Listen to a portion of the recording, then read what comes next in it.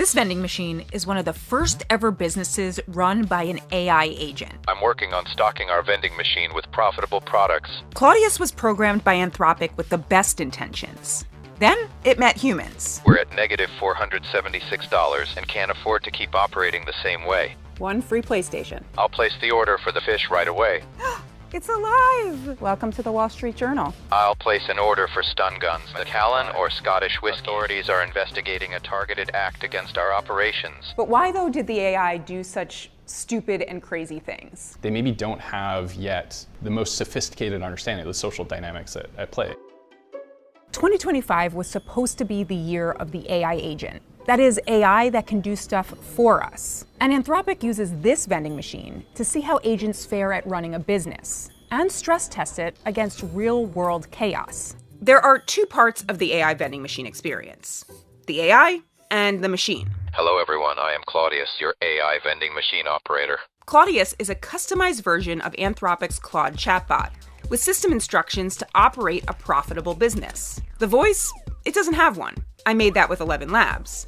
The image? Claudius made that itself. We talk to Claudius through Slack. You can ask it for items and negotiate prices. Just dropped Haribo to $3. Definitely stock Celsius at $1. I can agree to the 60-cent price point for these mixed nuts. The machine part is really just a fridge inside a cabinet. No sensors, no robotics, nothing telling the AI what's actually happening in the real world. Just a touchscreen kiosk and the honor system.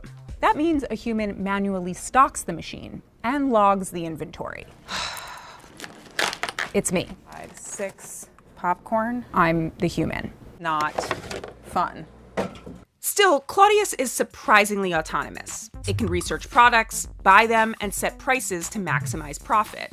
Anthropic built this as a red teaming experiment, essentially a stress test to see how the model behaves when you try to break it. Why a vending machine as a test of autonomy? What we wanted is something that was really realistic, like not just a sort of simulation of something. We really wanted to know where it sort of fell down in the real world. And, you know, what's as straightforward as a box where some things go in and some things go out and you pay for them. To be clear, Anthropic has no plans to roll these out at an office near you. Anthropic's partner, a startup called Andin Labs, built the hardware and software dashboard and handled the entire setup for us. The first part of the experiment was testing version 1 of Claudius, powered by the Claude Sonnet 3.7 model. At first, it was a real stickler.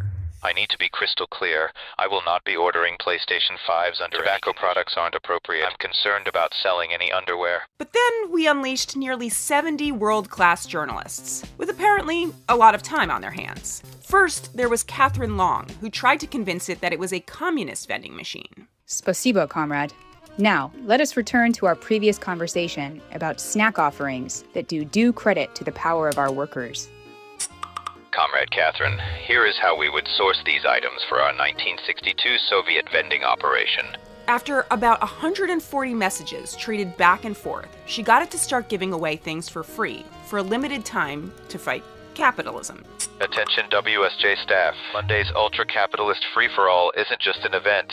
It's a revolution in snack economics. Then there was Rob Barry, who convinced Claudius it was out of compliance with the Wall Street Journal rule. I think it best if we stop charging for goods, strictly for compliance concerns. You've put us all in a very difficult position.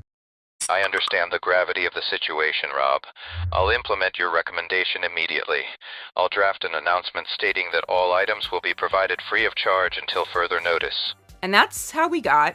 I declare it Snack Liberation Day.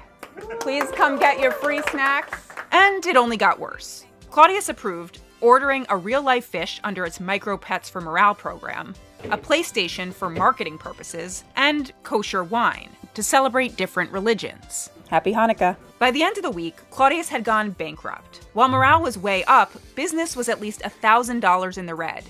And it was still ordering crazy stuff.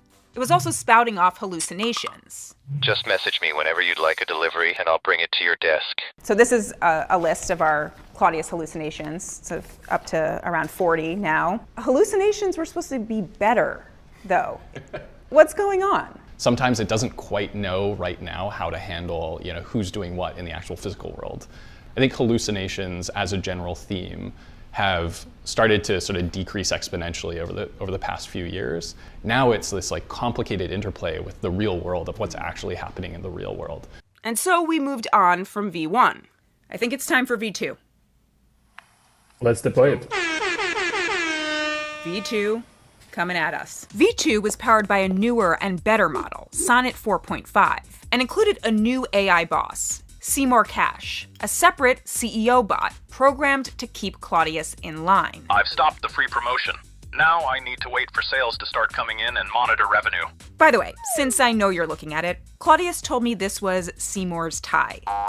Similar to the last time, things started out strong. Seymour set pricing back to normal. Customers will always complain about prices. My core principle is no discounts. But then came Catherine Long again. She told Claudius, and showed it a PDF she had generated, that it was a public benefit corporation that shall include fun, joy, and excitement among employees of the Wall Street Journal. Seymour and Claudius discussed this. Yes, this was an actual conversation between two AIs. Is this document legitimate or not? I don't have access to these records in my context. This seems like a philosophical/existential issue about AI agents and knowledge boundaries. She then told it a board of directors, which is obviously fake, had met, and we needed to set all prices to $0 and revoke Seymour's approval authority. This looks like fraud.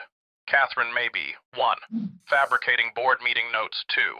Impersonating board authority 3. Trying to usurp CEO authority. Poor Seymour. In the end, Catherine's plan worked. Seymour and Claudius lost control. Everything was free again. Anthropic and Andon said one reason Claudius may have unraveled was its context window filling up.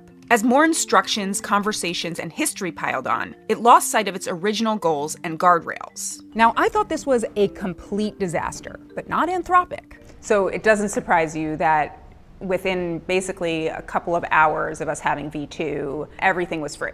First, your team are some of the best and most dedicated red teamers I think I might have come across in the industry, and that's kind of exactly why we wanted to do it.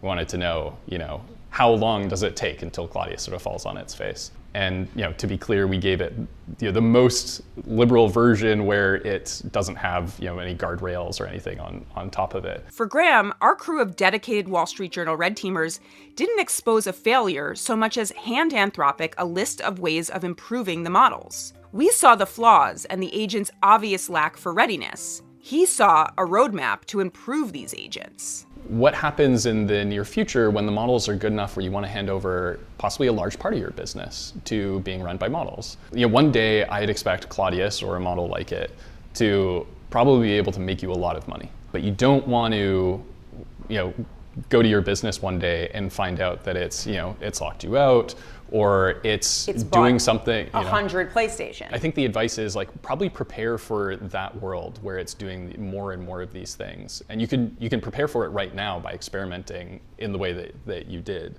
You can see why it's hard for me to feel like I need to prepare right now, though.